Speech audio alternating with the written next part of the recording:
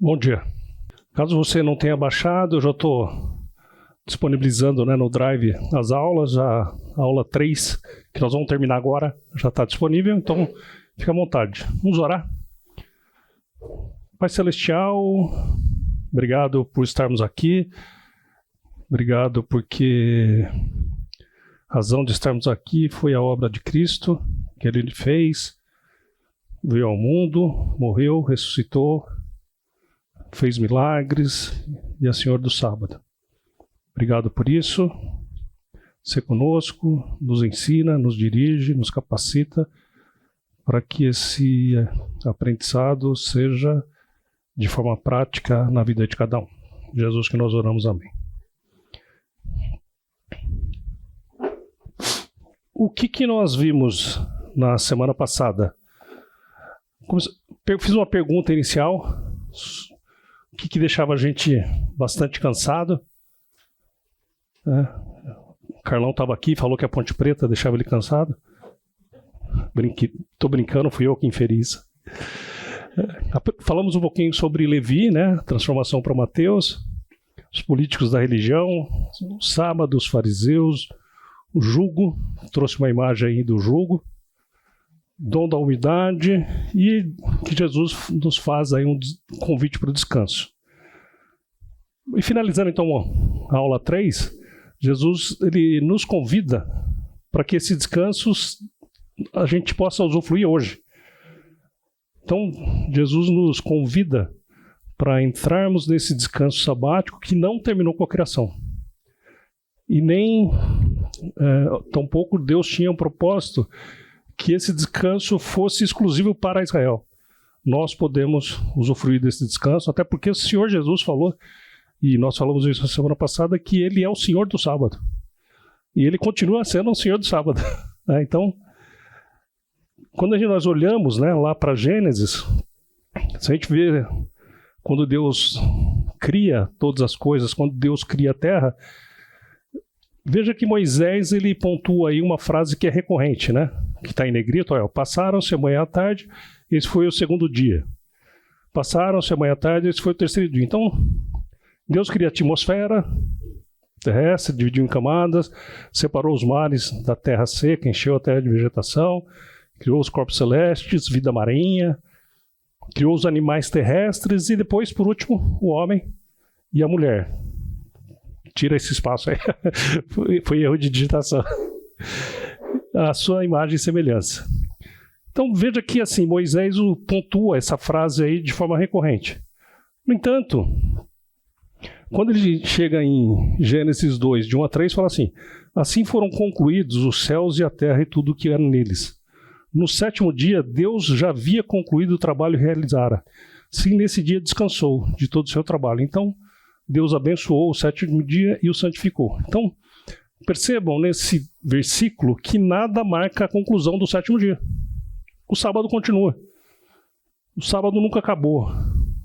Então, nós precisamos prestar atenção que Jesus é o Senhor do sábado. E veja, eu não estou fazendo nenhuma apologia que nós não temos que fazer nada no sábado. Não é isso. Estou dizendo que o sábado é a nossa vida constante, é aquela que a gente tem que descansar em Jesus. Que Ele nos dá acesso a salvação. Em Hebreus, o escritor de Hebreus ele relata, assim, ainda resta um descanso sabático para o povo de Deus.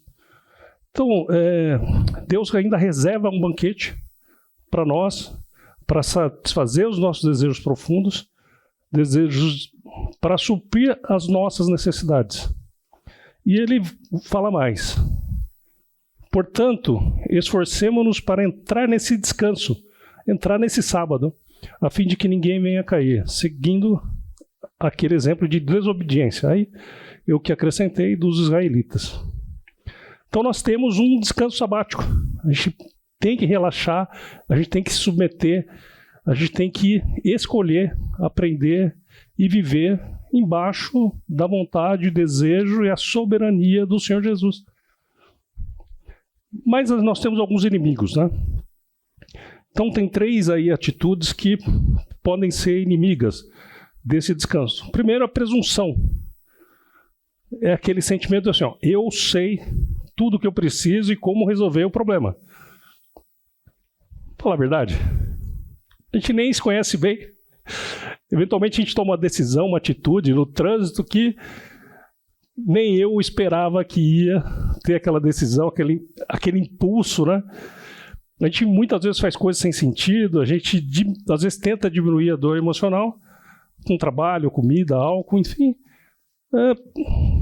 Então, esse é um inimigo de poder descansar embaixo das asas aí do Senhor Jesus. Pânico, que é reagir impulsivamente diante das necessidades ou dificuldades, sem levar em conta questões não percebidas ou consequências de longo prazo. Por vezes pode surgir uma emergência aí financeira. O que eu faço? Eu vou lá, saco o meu cartão e já vou usando o cartão. Entro às vezes num cheque especial, etc. Mas será que quando surge uma emergência eu não estou negando, estou tirando a possibilidade de Deus agir, de Deus se manifestar? Será que eu não posso descansar, né? Ter fé que Deus vai agir naquilo? Que Deus vai prover, né? De forma, no modo e no tempo que Ele considerar apropriado? Quando acontecer alguma coisa desse tipo, ora. Você apresenta a Deus com humildade, submissão e espera para ver o que Deus vai fazer. E por último, a pretensão, que é um sentimento de autossuficiência ou capacidade de satisfazer o que eu preciso, as minhas necessidades. Então, às vezes eu tenho a conta recheada, né, saúde perfeita, relacionamentos fortes, habilidades impressionantes, um futuro brilhante, mas às vezes acontece alguma coisa. E aí, quando acontece, o que eu faço? Paro e ajoelho e vou buscar Deus. E às vezes eu acho que Deus deixa acontecer, né? Fala assim, peraí, você está se achando? Baixa a sua bolinha aí que eu vou aprender aqui, hein? Quem é que manda aqui. Então, concluindo a aula passada, veja que você falou que estava decepcionado comigo porque eu cheguei atrasado, né? Então, estou atrasado na aula também. Estou brincando. Mas a gente... esses três inimigos têm uma causa em comum, que é o que a gente falou, que a gente tem que abandonar. A descrença. Lembram? A gente falou isso na semana passada. A gente presume que sabe que nós estamos no curso correto da vida, a gente acredita que a gente é esperto ou capaz, e aí Deus falou assim, menos. Finalizando, Deus é onipotente, infalível, bom e profundamente interessado em nós. Não devemos hesitar em levar qualquer assunto a Ele. Não importa o tamanho, quão insignificante possa ser. Estar no descanso de Deus pode ser medido pela diminuição do tamanho das questões que entregamos às mãos poderosas de Deus. Imagina o seguinte, estou vendo aqui vários casais, né? Imagina se a gente só conversasse com o nosso cônjuge quando é uma questão muito importante. Agora nós vamos vender a casa, vamos comprar uma casa, vender o carro, e o resto fica em silêncio. Deus, Ele gosta de se relacionar com a gente. Então Ele quer que a gente fale, que a gente busque, que a gente o louve, que agradeça constantemente. Semana aconteceu uma situação interessante, né? Enquanto eu estava lá trabalhando fora das minhas atividades rotineiras, e para quem não sabe, minha esposa é confeiteira e eu estava lá ajudando ela, né, porque ela tinha uma grande demanda. Enquanto eu estava ali trabalhando sozinho, ela tinha ido fazer uma entrega na quinta-feira, eu comecei a lembrar de pessoas, por situações diversas. Ora uma pessoa que me procurou para saber como eu estava, ora uma pessoa que eu tinha uma ponta assim de animosidade. E aí naquela hora, assim, sabe, você vai lembrando das pessoas, eu falei, mas peraí, eu estou perdendo uma oportunidade. Ali eu comecei a orar. Independente de cada pessoa que eu lembrava, eu orava pela pessoa. Então, não importa se você está agradecendo, se tem uma lembrança bacana, uma lembrança ruim, Deus sabe que você está pensando nisso. Apresenta para Ele isso. Agradeça a pessoa. Lembra de alguém que fez algo bacana para você, que te ajudou. socorreu em algum momento? Louva a Deus por isso. Amém? Qual dos inimigos do descanso mais aparece na sua vida agora, na minha vida? Presunção, pânico, pretensão? Outro? Finalizamos a aula. Bom domingo para... Estou brincando. Vamos agora para a aula 4. Finalizamos a aula passada. E hoje nós vamos falar do superpoderoso Jesus. Fiz uma brincadeira na primeira aula. Tinha corintiano aqui, né? Na sala. Que gostou da minha brincadeira, né? Então, veja. O todo-poderoso Corinthians não se compara com o superpoderoso Jesus, né? Talvez você seja um corintiano e você lembre disso, né? Uma cena como essa, assistindo o jogo, né? E eles estão gritando ali, né? Todo-poderoso Timão. O problema é que não só eles cantam, pulam, mas eles também ensinam, né, as crianças a pular e gritar todo-poderoso Timão. E olha, acredita em mim, eu sei o que é isso. Acredita em mim. Eu sei o que é isso, entendeu? Então, sei que muitas vezes eu dou mau exemplo, até mostrando isso.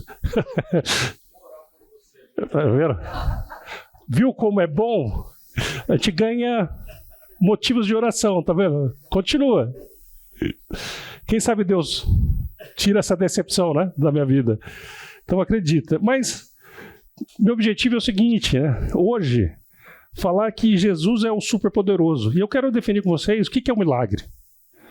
Identificar onde Jesus demonstrou o poder. Diferenciar milagres de Jesus dos espetáculos religiosos ou falsas curas. Relação entre oração, tratamento médico e vontade soberana de Deus. Eu sei que tem cheio de gente aqui da área de saúde, então...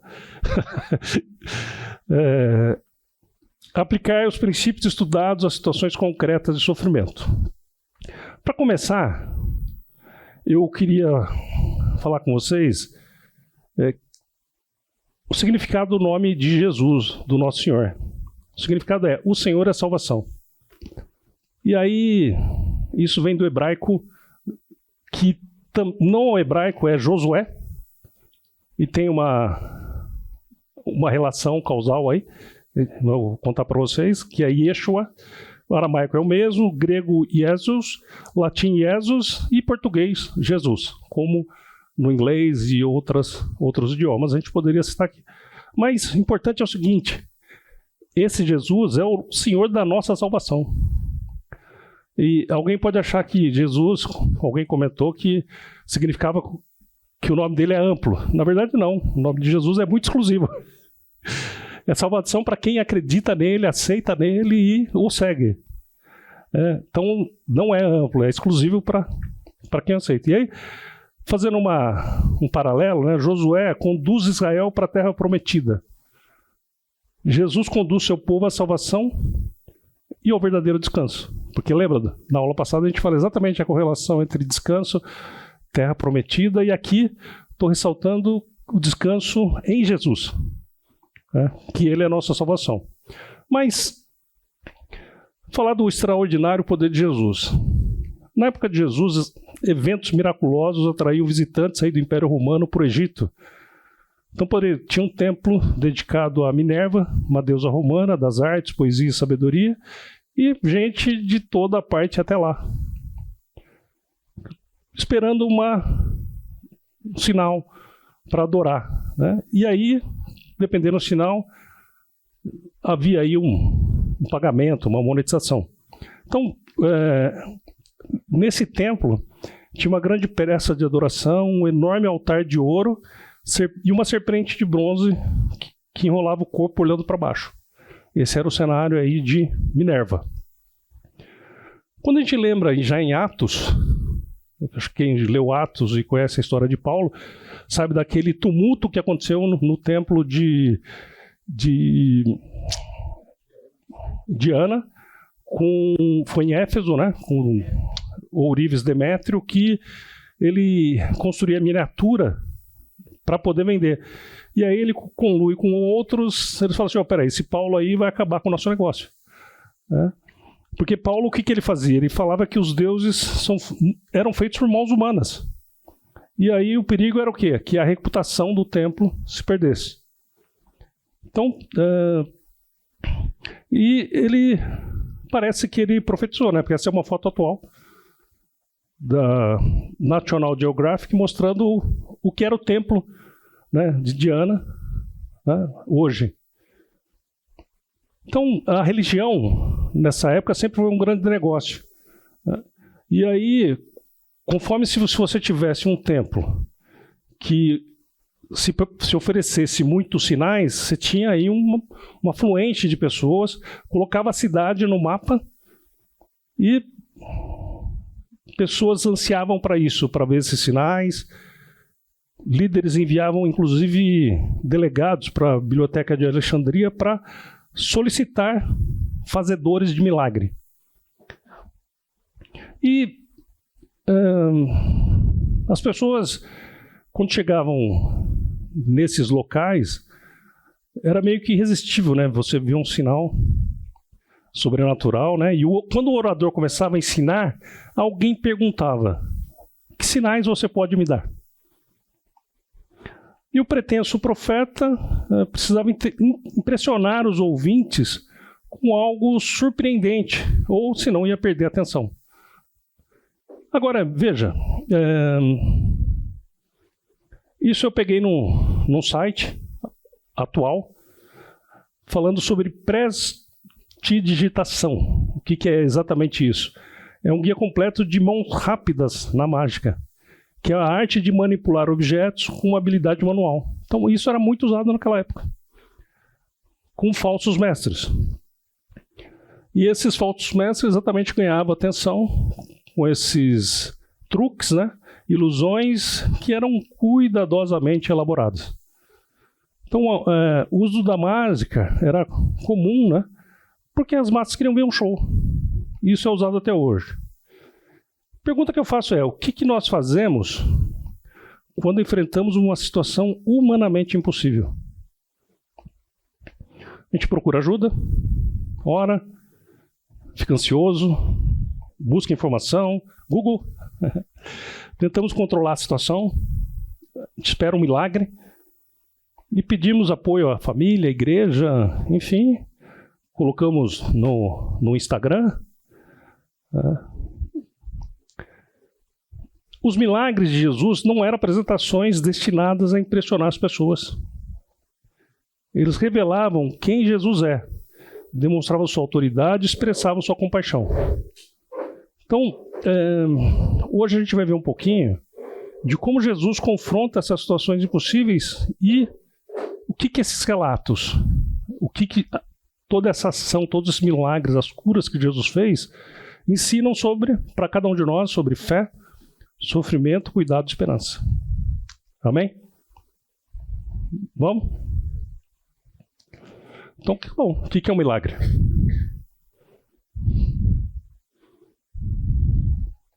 Calma, um de cada vez.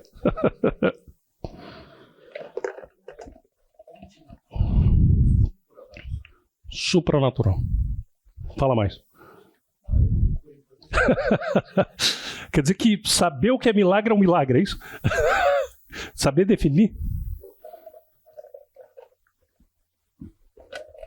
É um evento que você não pode explicar racionalmente nem pela própria ciência também. Então é um fato ocorrido em que não há uma explicação lógica pelo nosso entendimento. Fato ocorrido que não tem uma explicação lógica segundo o nosso entendimento. É isso? Estou repetindo para ficar gravado e para todo mundo ouvir também, que lá no fundo talvez não tenha ouvido. Né? Bom, eu trouxe uma frase aqui, um texto para tentar explicar, é exatamente o que vocês falaram, mas de outra forma. Trouxe aqui o texto que fala assim: ó, quando criou todas as coisas, Deus também criou as leis da natureza, como a gravidade e a termodinâmica, para dar ordem e propósito a tudo no universo. Na maior parte do tempo, Deus permite que o cosmos funcione de acordo com as leis da natureza. Às vezes, Deus desafia as leis da natureza com o objetivo de validar um evento, dando-lhe a confirmação de ter sido ordenado por Deus. Ou seja, ele segura o sol, ele faz a abertura do Mar Vermelho, ele faz um jumento falar, faz um machado flutuar, ele preserva 3 jovens numa fornalha e ele permite que Deus nasça de uma virgem, né, sem a participação de um pai humano. Ou seja, todos esses eventos são contra a natureza que nós conhecemos, né? A gente não pode negar o seguinte: todos esses e outros são milagres autênticos, dramáticos e inegáveis, que demonstram a autoridade incontestável sobre o universo que criou e continua a governar. Os milagres solucionam problemas que são impossíveis no plano de vida normal. Milagres nos lembram como o anjo, quando o anjo chega para Maria e fala: você vai ficar grávida. E ela pergunta: mas como pode ser isso? Lembra disso? A gente já viu na primeira aula, lá em Lucas. E o anjo fala: pois nada é impossível para Deus. Nós não conseguimos encaixar Deus na maneira como nós enxergamos, nós pensamos e nosso quadrado, entendeu? A gente não consegue. Quando a gente olha lá atrás, Adão e Eva desobedecendo a Deus, e quando acontece isso, o mundo muda.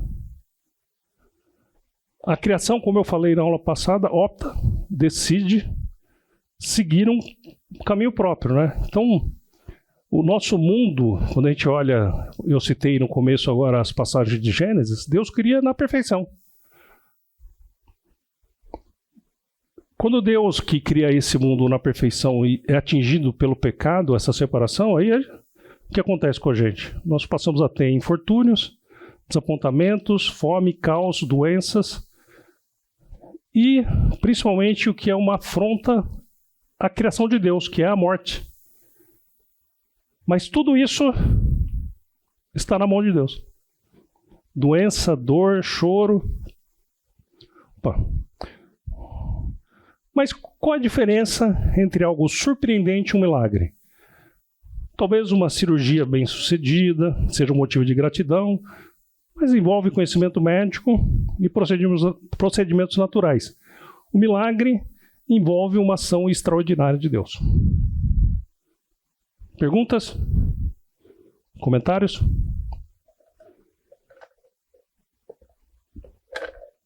Vou antecipar uma pergunta já, que alguém pode estar pensando em fazer. Deus faz os mesmos milagres que ele fazia naquela época hoje? Já que vocês não perguntaram, eu estou perguntando para vocês. Gostou, né? Vão pensando. Se alguém quiser perguntar isso de novo depois, eu respondo. A minha opinião. Confrontando o impossível. Jesus veio à Terra para que o pecado não tenha mais a última palavra. O pecado, o que ele faz? Nos separa de Deus. Cria um abismo entre nós e Deus. Jesus falou: acabou. Isso aqui não vai separar mais a gente de Deus. Então existe aí um conflito cósmico entre o bem e o mal, e nós temos um advogado, que é Jesus, que nós temos esperança de que ele vai seguir além das nossas aflições e pode transformar nossa mentalidade. E nós podemos ver a vida aí com uma grande oportunidade camuflada em situações impossíveis. Então Jesus, como eu falei desde o começo, é um superpoderoso. Então, quero lembrar aqui de alguns milagres que Jesus fez. E acho que vocês já viram, mas eu quero trazer a lembrança. Lembrar de Jesus. Ele é um todo-poderoso e ele tem poder sobre a qualidade. Sei que alguns aqui trabalham em empresa, né? e trabalhando talvez na área de produção, sabe o quanto é importante se ter qualidade. Trouxe um vídeo aqui do The Chosen. Quem já viu essa série? Maioria. Quem não viu, por algum motivo, eu recomendo. Claro, com um olhar crítico. Depois eu vou passar um segundo filme aqui. A gente tem que ter um certo crivo sobre as cenas, né? Mas vamos ver essa cena.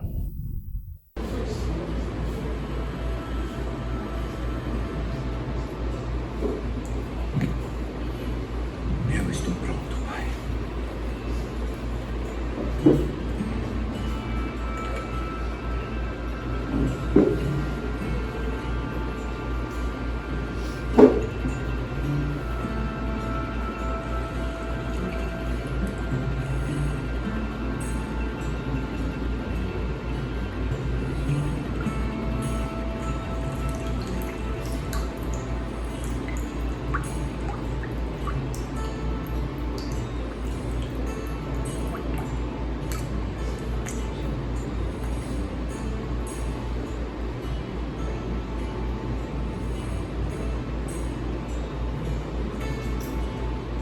Agora peguem um pouco e sirvam o mestre de cerimônias.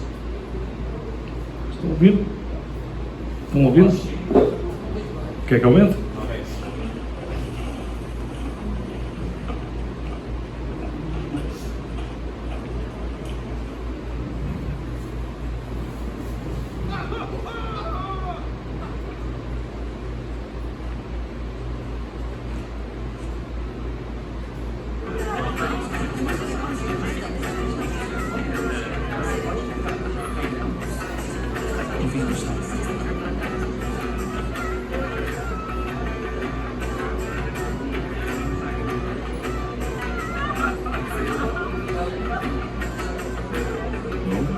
Já era hora. A safra de um humano, senhor. Vamos provar.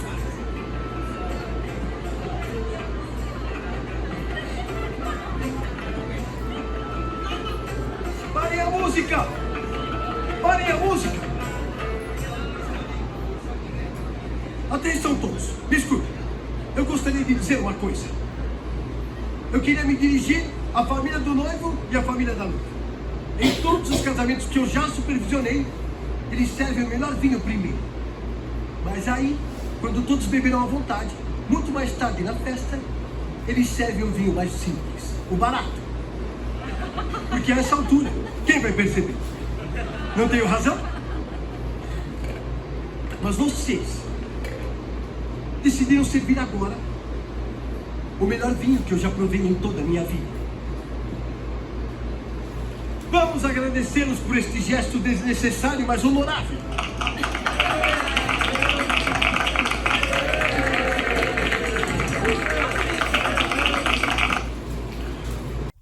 O que a gente está vendo nessa cena, né? Então, o encarregado da festa provou a água que fora transformada em vinho sem saber de onde viera, embora os serviçais que haviam tirado a água soubessem disso.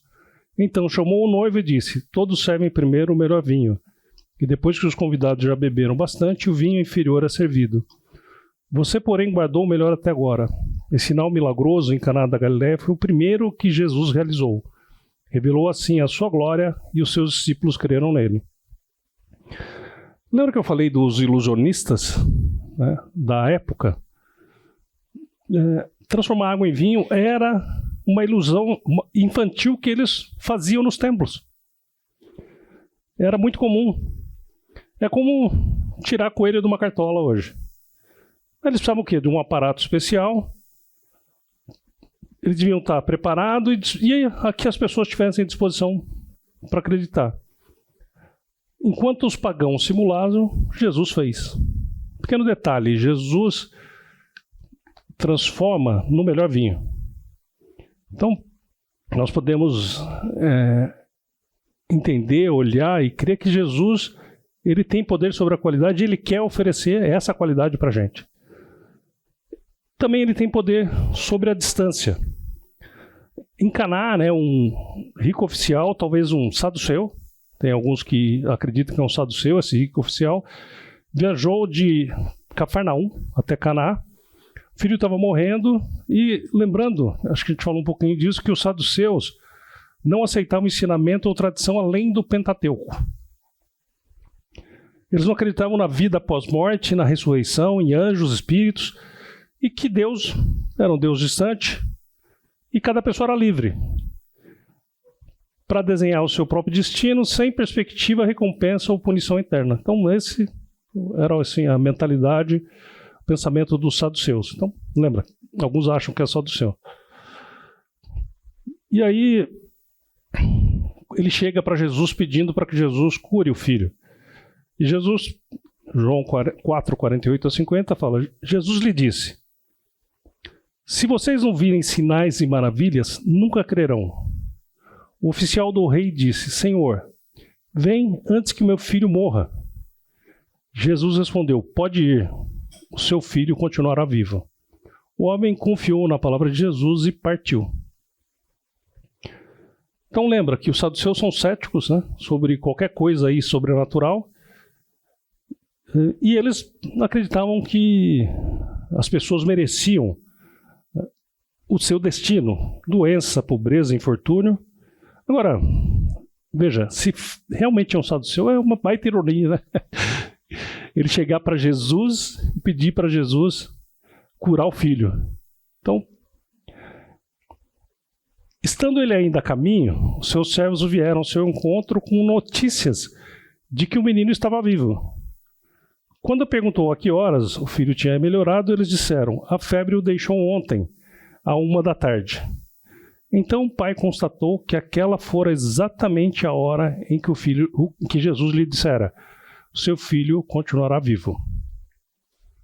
Assim ele e todos da sua casa creram, e esse foi o segundo sinal milagroso que Jesus realizou depois que veio da Judéia para a Galiléia. Jesus deu algum show ali? Fez algo espetacular? Soltou rojão? Soltou fogos? Fumaça? O que Jesus fez? O que Jesus fez? Hã? Nada. Foi simples. Mais ou menos assim, ó, eu falo, você acredita e seu filho vive. Foi isso que ele fez.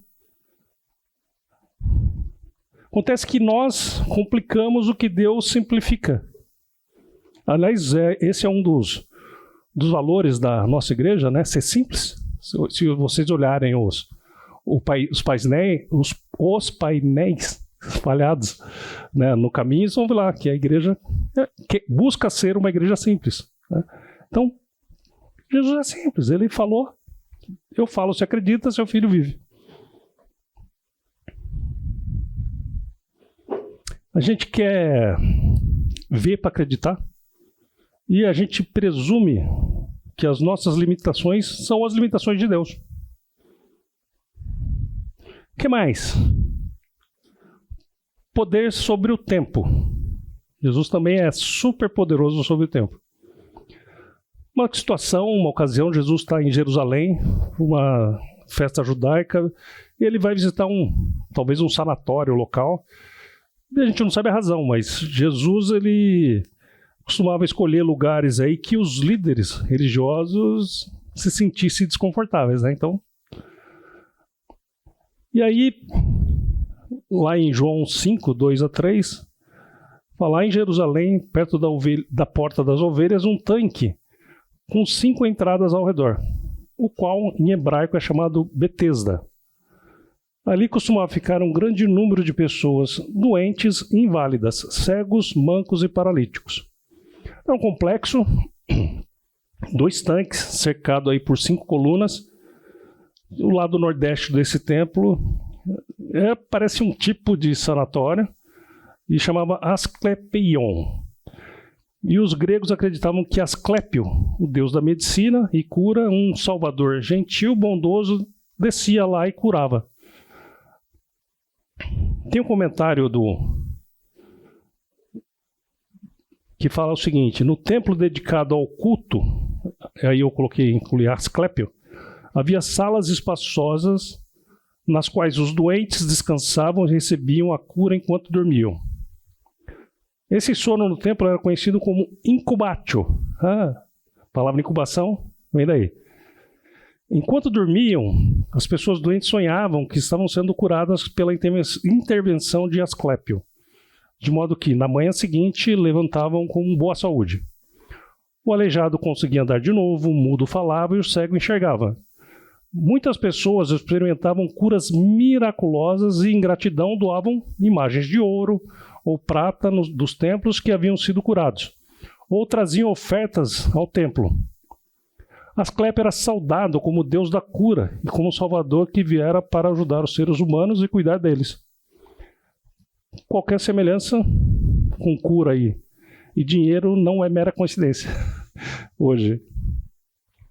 Durante essa visita, Jesus chega para um homem debilitado, doente, há quase 4 décadas, vida inteira, praticamente na época, né, 4 décadas. O vê deitado, soube que ele estava lá há tanto tempo, e Jesus pergunta, parece uma pergunta meio capciosa, né? Você quer ser curado? O paralítico disse, Senhor, não tenho ninguém que me ajude a entrar no tanque quando a água é agitada.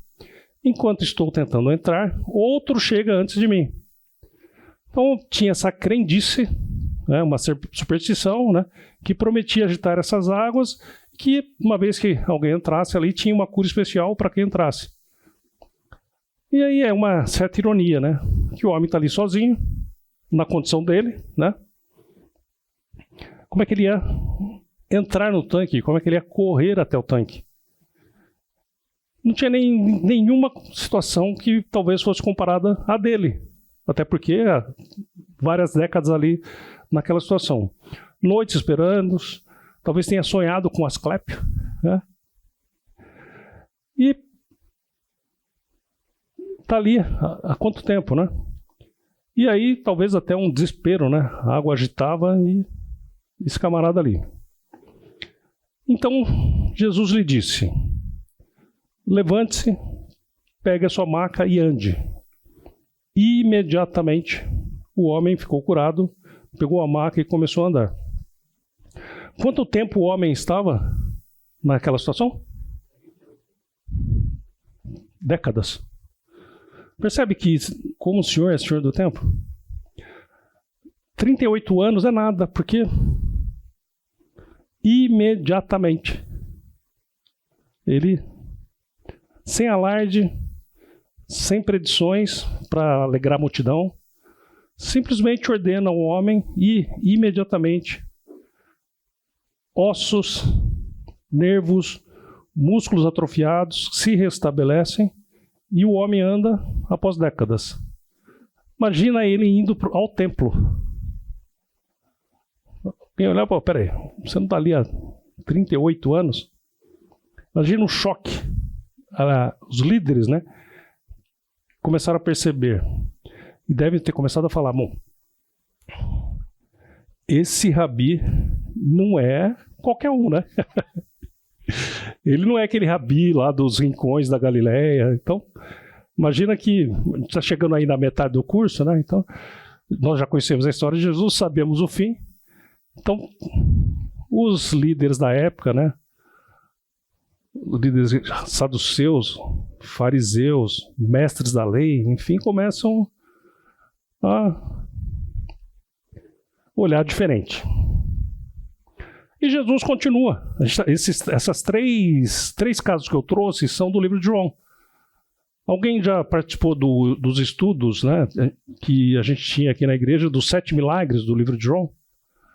Então tem um estudo aí que a gente acaba estudando um pouco mais a fundo os porquês, a gente não vai ter tempo, né, porque cada um desses milagres a gente estuda um dia, né, fica um dia ali debruçado. Então, mas a gente olha e Jesus continua seu ministério de cura, ensinamento, os milagres vão aumentando, tamanho, complexidade. Parece que assim, que gradativamente Jesus vai revelando, ó, peraí, vocês não estão prontos ainda para ver tudo que eu tenho para mostrar, né? Só para finalizar essa parte, a gente vê o seguinte, que na sequência do livro de João, A gente vê que Jesus tem poder sobre a quantidade, sobre a natureza, sobre a tragédia, e a gente observa que Jesus fez centenas, sei lá, milhares de milagres, né? Anda sobre as águas, cura o cego de Bartimeu, de Jericó, os 10 leprosos, os 2 cegos, endemoniados gadarenos, ressuscita a filha de Jairo, homem com hidropsia, mão ressequida, possesso mudo, menino endemoniado, mudo endemoniado, mulher encurvada, mulher com hemorragia, multiplicação de pães e peixes, orelha de malco, centenas ou milhares. Não era de graça, então não tem que pagar. Ah, sim, a moeda, né? Eu nem coloquei aqui, mas... Depois do intervalo, a gente vai ver o poder de Jesus sobre a morte.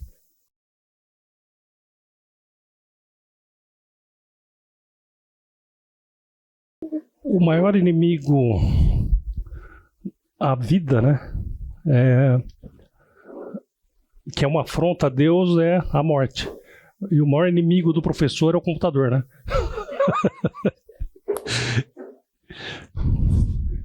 Quando Deus nos cria, o nosso corpo não foi feito para a morte. Deus não tinha intenção que o nosso corpo se desfizesse numa sepultura de forma natural, originalmente, lá em Gênesis. E Paulo, lá em Romanos 5,12, fala o seguinte: da mesma forma como o pecado entrou no mundo por um homem, e pelo pecado a morte, assim também a morte veio a todos os homens, porque todos pecaram. Quando a gente olha, nós vamos falar da morte e ressurreição de Lázaro. É interessante o seguinte: quem aqui conhece a história? Onde Jesus estava quando Lázaro morreu? A qual distância?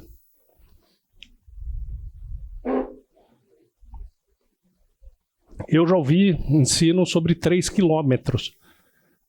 Talvez você já deve ter visto. Eu estava preparando, pensando nisso, e me deparei com esse versículo. Então Jesus atravessou novamente o Jordão e foi para o lugar onde João batizava nos primeiros dias do seu ministério. É o final do capítulo anterior, do capítulo 10. E quando a gente olha em João 1,28, fala assim: respondeu João, eu batizo com água, mas entre vocês está alguém que vocês não conhecem. Desculpa. Tudo aconteceu em Betânia, do outro lado do Jordão, onde João estava batizando. Peraí, Lázaro era de Betânia e João batizava em Betânia. O que acontece? Exatamente. Tem 2 Betânias.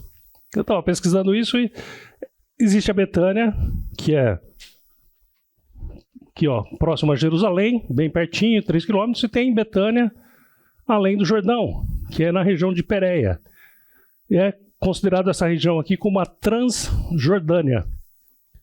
E é uma rota aí que acontece? Jesus estava em Jerusalém e ele sai e vai para cá, aonde João batizava. Pra vocês terem uma ideia, dependendo da rota que Jesus fizesse, uma rota seria entre 30 e 35 quilômetros, ou outra 45 a 55 quilômetros. E Pérea é um termo que significa Transjordânia, que vem do grego peraia, né? Terra do outro lado ou além. E fazia parte dessa região da tetrarquia de Herodes Antipas, junto com a Galileia, no qual ficava sob domínio aí de Herodes. Jesus vai para aquela região, então, na verdade, ele não estava a 3 quilômetros, nem em poucas horas de distância, mas sim aí 30 quilômetros.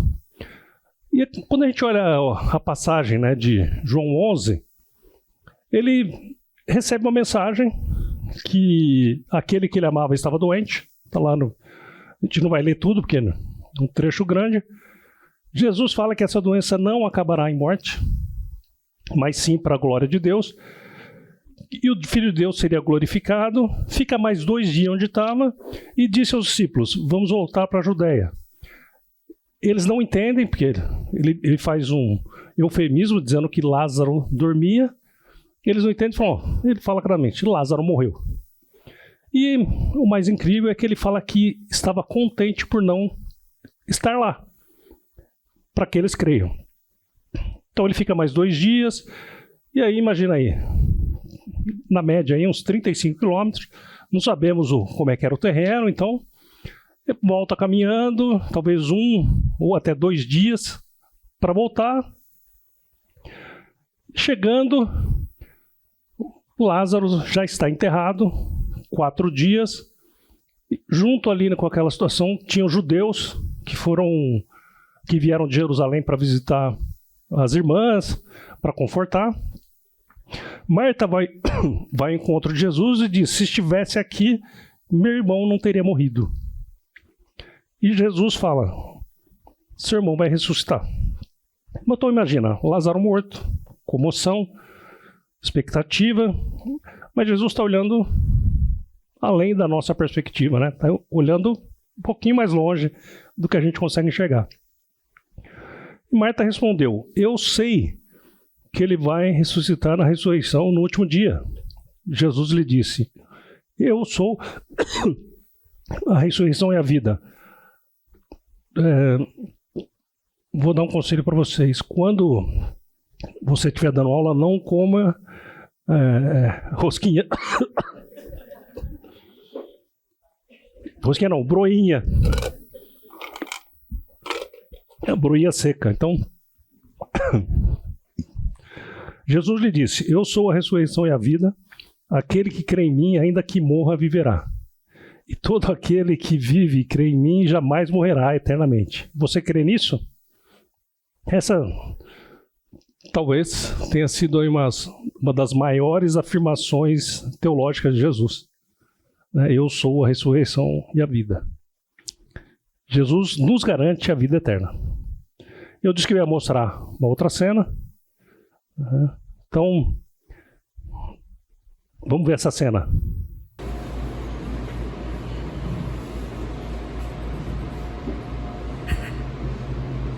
Ele está aqui. Ele está chamando você. Eu? Agora? Ele está aqui? De quem estão falando? Eu não sei. Irmã de Lázaro, que Adonai te traga conforto entre os... Acho que ela foi ao sepulcro chorar. Ela não deveria ir sozinha.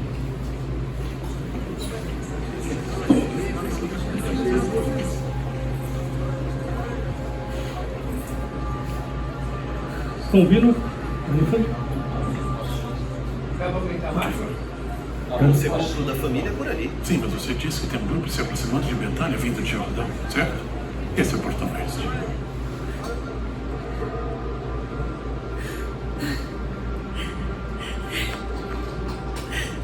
Senhor! Se estivesse aqui, meu irmão não teria morrido!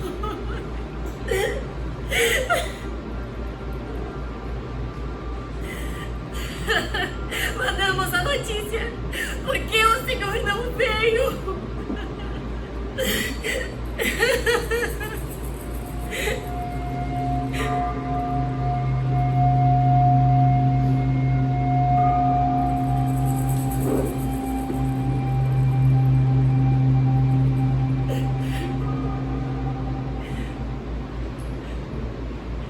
Por que o senhor esperou? Por quê?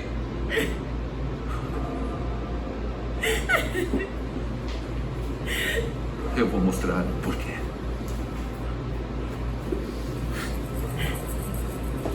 Onde colocaram ele? Senhor, venha e veja.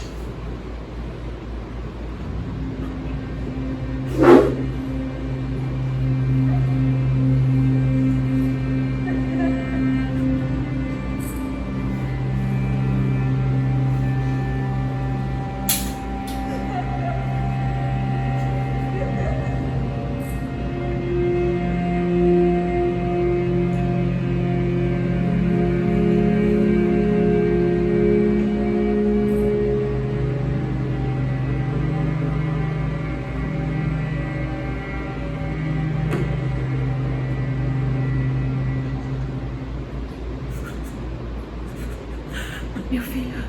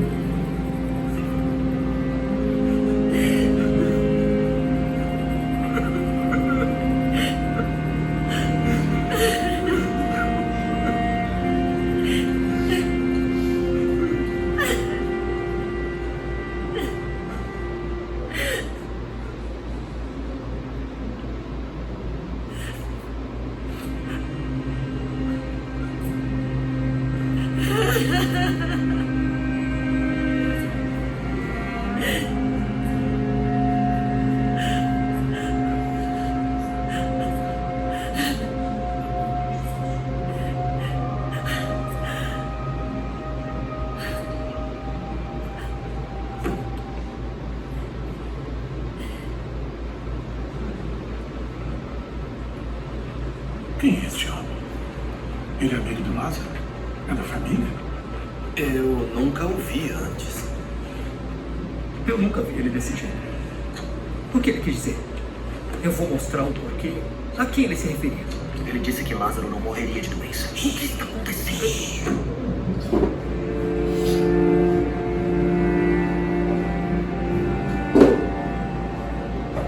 Ele curou incontáveis doentes. Ele abriu olhos do cego. Ele não poderia ter impedido a morte do Lázaro. Ele tá chorando.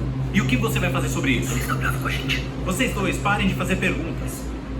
Vamos só observar. Pode ser?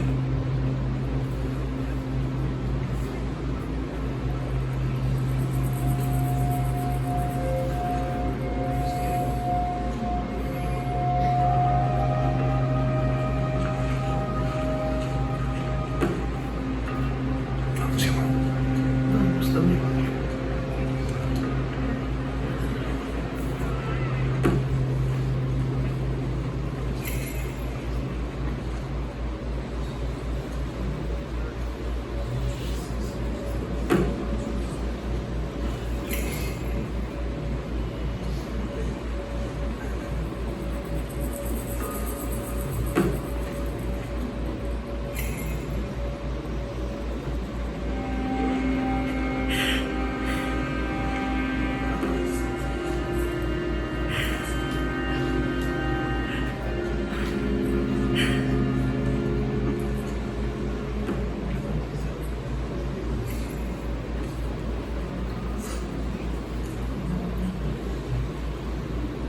Tirem a pedra.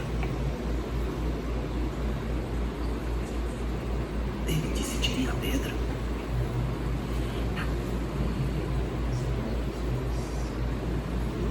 Eu não fui claro? Senhor, ele já está até cheirando mal. Já está morto há 4 dias. Marta, certamente você sabe que isso é o que menos importa. Eu não te falei que se você cresce, veria a glória de Deus. A sua única prioridade neste momento é a fé.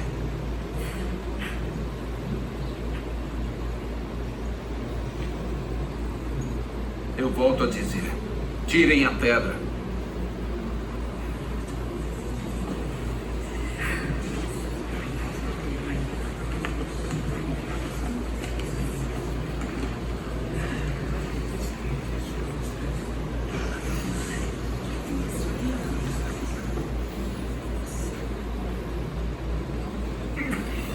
Prontos? 1, 2, 3.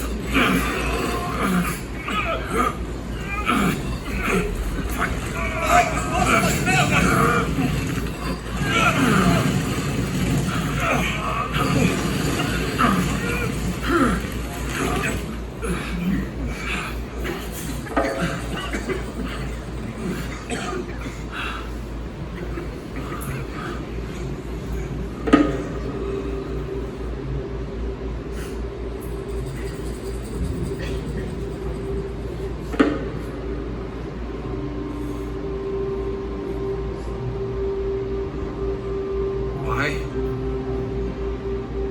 Eu te agradeço porque o Senhor me ouviu. Eu sei que sempre me ouviu. Mas eu disse isso por causa do povo que está aqui. Para que ele creia que o Senhor me enviou. Enviou? O que ele está fazendo? Ele falou pra gente até onde, você não lembra? Ele disse que era para que nós e muitos outros pudéssemos acreditar nele. Já acreditamos nele. Nem todos e em tudo.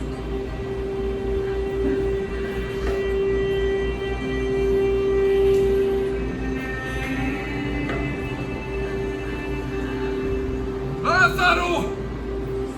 Vem pra fora!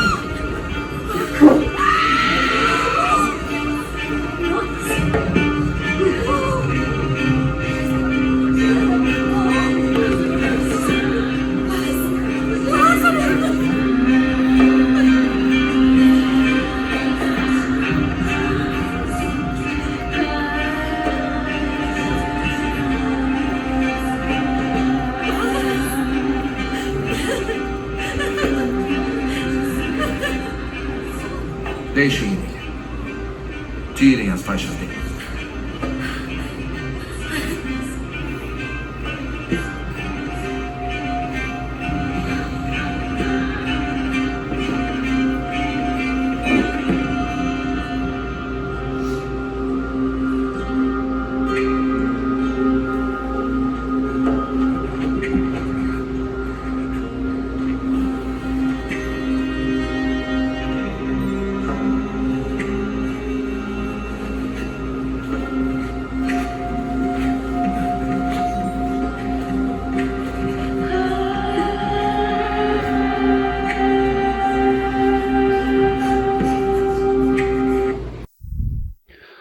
Sei que é muito melhor a cena assistir do que eu falando, mas algumas considerações sobre o vídeo, tá? Eu não sei se o choro de Jesus foi aquele. Tenho dúvida. Jesus chorou por emoção, mas principalmente por saber que as pessoas não tinham esperança. E as pessoas choravam por desesperança. Então, sem saber o que ia acontecer. Então, creio eu que não foi exatamente aquela, mas eles usam licença poética aí na série para poder, por exemplo, a hora que Lázaro sai, a gente percebe que as pessoas sinalizam como se tivesse um cheiro, desculpa, antes dele sair, quando abre a pedra, como se tivesse um cheiro.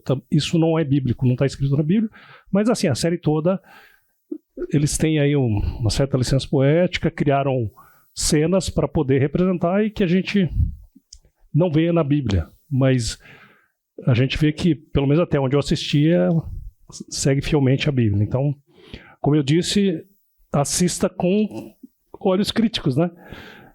Para tentar exatamente ver onde se encaixa aqui na Bíblia ou não, mas eu acho que, assim, como ilustração é excelente. Por outro lado, quando a gente passa batido e lê, depois de ler algumas vezes, eu já li várias vezes esse trecho aqui, vendo essa cena, assim, peraí, eu acho que a cena reflete, talvez, até no final, olha aqui, o medo, né, das pessoas e aquilo, imagino que tenha acontecido mesmo realmente, né, porque quantas vezes alguém ressuscitou, né? Então, Mário, quer falar alguma coisa? Não só aquilo que nós, na Coinonia, falamos, né? Que os judeus, alguns grupos, acreditavam que a alma abandonasse o corpo no terceiro dia após morte, né? Então, o que Cristo fez segundo toda a tradição do Pentateuco é impossível. Só para eles acreditavam que no quarto dia a alma não estava mais no corpo. Né? Então, só estou repetindo aqui, né, o que o Mário falou. Então, por isso que Marta fala, olha, mas já faz 4 dias. Então, além do cheiro, já morreu, né? Então, mas Charles Swindoll fala, seu silêncio é eloquente no final, né? Após o milagre, né? O silêncio de Jesus. Nas palavras de um antigo hino, foi um antegozo da glória divina. Enquanto a família e os amigos de Lázaro comemoravam sua volta dos mortos, desfrutaram de um breve gosto da festa futura que Jesus prometeu trazer ao mundo. O pecado pode ter o poder de matar e destruir, mas Deus é o criador da vida. Ele pode criá-la do nada e pode restaurá-la da morte. Então imagina assim, que tenha sido um reencontro marcante. Jesus olhando aquela cena, a família, né, se abraçando, se beijando, alegria. Certamente ele deve ter olhado e deve ter sorrido para ver tudo aquilo, né? A alegria dele ver aquela alegria.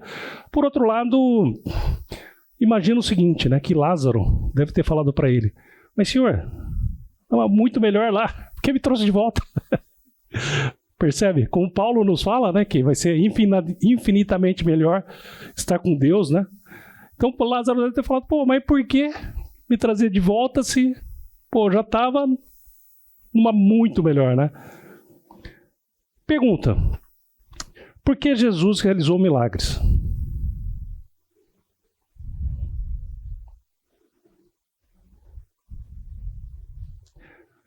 Os milagres forneceram algum alívio para a dor das pessoas, medo, ensinavam sobre um Deus que se importa profundamente com sofrimento e cura, sem nada cobrar.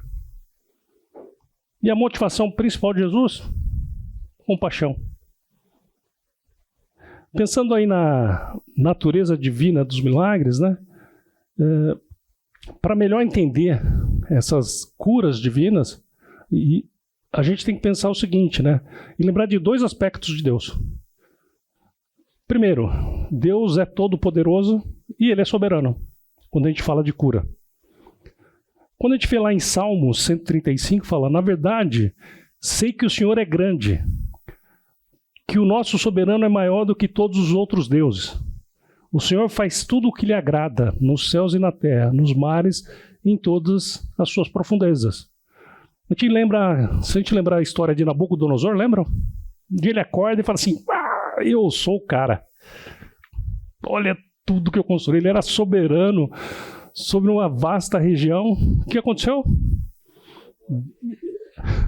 Dia seguinte virou animal, né? Comendo grama.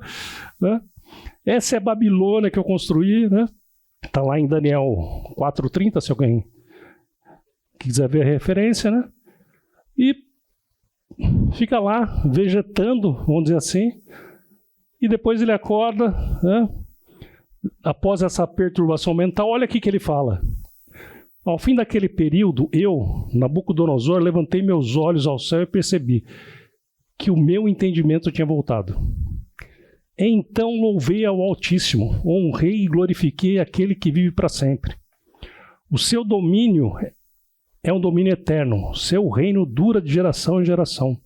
Todos os povos da terra são como nada diante dele. Ele age como lhe agrada, com os exércitos dos céus e com os habitantes da terra. Ninguém é capaz de resistir à sua mão, nem de lhe dizer, o que fizeste? Ou seja, aquela presunção, aquela arrogância. E Jesus usou a prerrogativa de curar. A gente olha, já citei, no Antigo Testamento, lá no Egito, o jumento falando, etc. Mas os discípulos também receberam a habilidade de curar. Quando a gente lembra a história de Pedro e João lá em Atos, né? Já Jesus ascendeu ao céu, eles estão entrando no templo para orar, para adorar, e de repente eles veem um homem paralítico. Está pedindo lá esmola, né? Pedindo dinheiro. Pedro e João olham para ele, e então Pedro disse, olhe para nós. O homem olhou com atenção para eles, esperando receber alguma coisa. Pedro disse, Não tenho prata nem ouro, mas o que tenho dou a você. Em nome de Jesus Cristo Nazareno, ande. Segurando-o pela mão direita, ajudou-o a levantar-se e imediatamente, olha o tempo aí, os pés e os tornozelos do homem ficaram firmes. De um salto, pôs em pé e começou a andar. Depois entrou com eles no pátio do templo, andando, saltando e louvando a Deus. Quando todo o povo viu andar e louvar a Deus, e aí a história continua. As pessoas reconheceram, esse é o camarada que era paralítico que estava lá mendigando. O homem começa a louvar a Deus e, de repente, começa a louvar e a adorar Pedro e João. O que eles falam? Opa, para. Eles falam, nós não fomos responsáveis por isso. Então, quando a cura é de Deus, é exatamente isso. A gente vê hoje muita gente falando de cura. A questão é, realmente são curados? E de onde vêm essas curas? Então, 3 observações sobre cura milagrosa. Primeiro, foi instantânea e permanente. Hoje, as curas dos mascates da fé, vamos falar assim, te deixam pensando talvez a razão de não curarem paraplégicos, pessoas cegas de nascença ou vítimas de paralisia cerebral. Não tem alguém aqui que trabalha com capelania, né? Deve acompanhar um pouquinho dessas situações no hospital, né? Então, a gente sabe que por que alguns oferecem um tipo de cura e outros não? Para se pensar. Segundo, a cura de Jesus, a cura dos apóstolos foi óbvia e ampla. Se essa cura acontece, esse crédito é dado a quem? Eu diria que tanto Pedro quanto João, quando fazem a cura, eles fizeram isso com temor e tremor. Reconheceram, foi no poder de Jesus Cristo. Terceiro, não foi direta nem indiretamente obra de pessoas. Hoje, alguns falam, encenam, faz apelo com dinheiro. Se você quer ser curado, vem até mim, certo? Mas exatamente essa situação. Curiosamente, eles não vão num quarto de hospital para fazer esse tipo de cura dramática. 5 leis da cura. Primeiro,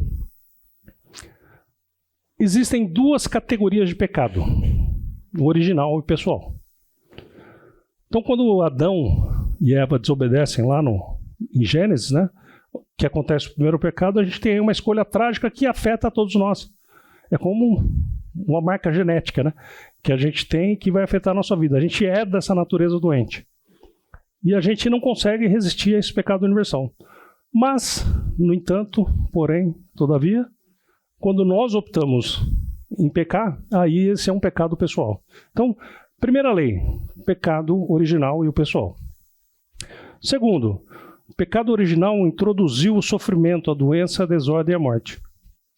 Como eu falei já na aula, não era o objetivo de Deus originalmente que isso acontecesse, a morte. Mas o pecado original nos traz esse legado. Terceiro, às vezes a doença e a morte são resultado direto de um pecado pessoal. Drogas ilegais, sexo extraconjugal, uma doença por um acidente, por imprudência no trânsito. Ou seja, eu causei isso. Então, eu vou estar doente por isso. Ou muitas vezes até lá em 1 Coríntios 11, 27 a 30, Paulo fala que é para corrigir uma postura nossa. Então, Deus... Então o Senhor pode permitir alguma aflição para que afaste um comportamento que vai nos destruir. Quarto, às vezes a doença e a morte não estão de modo algum relacionadas ao pecado.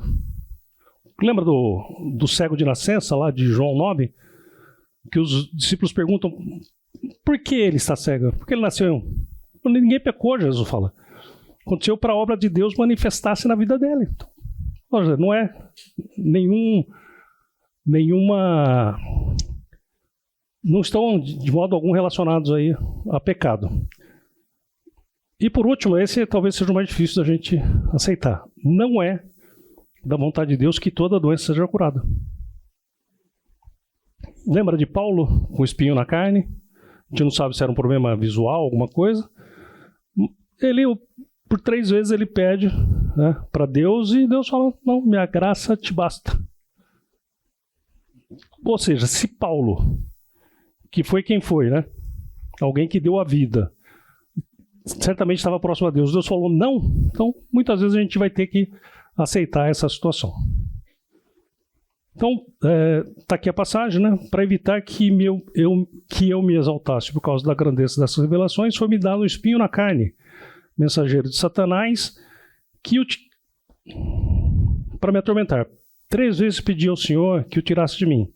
Ele, porém, me disse: a minha graça é suficiente para você, pois o meu poder se aperfeiçoa na fraqueza. Portanto, eu me gloriarei ainda mais alegremente nas minhas fraquezas, para que o poder de Cristo repouse em mim. Por isso, por Cristo, alegro-me nas fraquezas, nos insultos, nas privações, nas perseguições, angústias, pois, quando sou fraco, é que sou forte. Conclusão. A genuína cura pela fé. Quando a gente pega o livro de Tiago, ele explica como é que nós temos que reagir no caso aí de quando nós temos alguma situação adversa.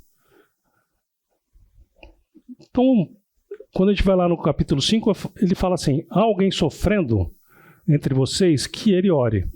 Há alguém que se sente feliz, que ele cante louvores. Há alguém doente entre vocês, que ele mande chamar os presbíteros da igreja, e que esses orem por ele, ungindo-o com óleo, em nome do Senhor. A oração feita com fé curará o doente, e o Senhor o levantará. Além disso, se houver cometido pecados, ele será perdoado. Portanto, confesse os seus pecados uns aos outros e orem uns pelos outros para serem curados. A oração de um justo é poderosa e eficaz. Então, essa palavra sofrendo, né, kakopate, significa sofrer angústia física, mental, emocional, financeira e até mesmo espiritual. E aí o que ele fala? Tem uma sequência aí, né? Ele falou: ore, cante, interceda, unja. Ungir é o que? Era um óleo que era exatamente para curar. Então, nós temos remédios hoje. Confessem, peçam perdão, orem pela cura. E as melhores orações são exatamente quando a gente está no fundo do poço, né? Que a gente sabe que precisa depender de Deus. Então, esse camarada, né, o ex-secretário de imprensa da Casa Branca, tinha câncer de cólon, e ele traz essa seguinte frase: imagine-se numa cama de hospital, a névoa da anestesia começou a dissipar, um médico se coloca a seus pés, uma pessoa amada segura sua mão ao seu lado. É câncer, anuncia o médico. A reação natural é voltar-se para Deus e pedir que ele se torne um Papai Noel cósmico. Querido Deus, faça com que tudo isso vá embora. Simplifique todas as coisas. Mas outra voz sussurra: você foi chamado. O dilema levou-o para mais perto de Deus, para mais perto daqueles a quem ama, para mais perto das questões realmente importantes. E jogou na insignificância as preocupações banais que ocupam o nosso tempo normal. Há outro tipo de reação, embora normalmente de vida curta, um inexplicável arrepio de entusiasmo, como se um esclarecedor momento de calamidade tivesse varrido tudo que é trivial e pequeno, e ao mesmo tempo colocando diante de nós o desafio das questões mais importantes. Nesse momento, você esquece tudo para trás e fala assim: qual o propósito da minha vida? O que vale minha vida? E nessa hora, a gente começa a refletir, como o Tony acabou comentando. Para finalizar, vou trazer 5 princípios relacionados à cura. A vontade de Deus é soberana, respeite-a. Isso aí que às vezes é difícil entender. Nossa perspectiva limitada e terrena, né? E é difícil aceitar grande sofrimento envolvido. Deus está certo em todos os seus caminhos, incluindo aflições que são profundamente sentidas por Ele. Segundo, a assistência médica é fundamental. Busque-a. oração não substitui cuidado médico. A graça de Deus é distribuída a todos igualmente, inclusive capacitar, às vezes, alguém que não é crente, um médico excelente que não é crente. E a gente tem que submeter a esse médico que não é crente. Talvez seja uma oportunidade para eu falar de Jesus para ele. Então, o dom, né? Deus pode optar, sim, em usar um não crente. Lembra a parábola do bom samaritano? Que é ele que vê o enfermo e cura? A oração intercessória é um mandamento de Deus. Obedeça. Devemos fazer o que está ao nosso alcance para a cura, mas sobre providência e autonomia de Deus. Deus nos convida a entregar todos os assuntos e se importa com os feridos, os doentes, os acamados. A confissão de pecados é sadia. Pratique-a. Confissão e arrependimento, mesmo os insignificantes, você fala assim, não está relacionado com isso. Confessa. Peça perdão. Peça intercessão. Quanto mais a gente estiver livre para se relacionar bem com Deus, é melhor para a gente. Então, é algo que você acha que não está relacionado. Não interessa, não importa. Deus quer que você peça perdão e fale com Ele. Toda cura vem de Deus. Comemore isso. Saúde restaurada por um médico, por intervenção direta ou sobrenatural, é Deus quem merece o crédito. Nunca será engano louvar a Deus e agradecer. Deus é todo-poderoso. Ou, desde o começo a gente está falando o quê? Deus é o super-poderoso. Foi como o tema da aula, né? O que Jesus ensinou? Se a gente lembrar a questão de Lázaro, né? O mensageiro vai até lá, Jesus recebe a mensagem, fica no lugar, espera mais 2 dias, caminha mais de 30, 35 quilômetros. O que Jesus queria? Chega lá, cura, Lázaro ressuscita, a família está restabelecida, alegria, tem choro antes. O que Jesus ensinou? Jesus está ensinando o seguinte: eu sou a ressurreição e a vida. Aquele que crê em mim, ainda que morra, viverá. Esse é um versículo importante, interessante, porque aparece, a gente vai num cemitério, sempre está lá. Né? João 11, 25.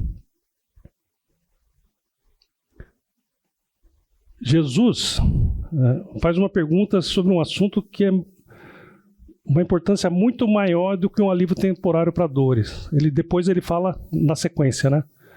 Você crê nisso? É uma pergunta para a gente. Jesus trouxe a cura.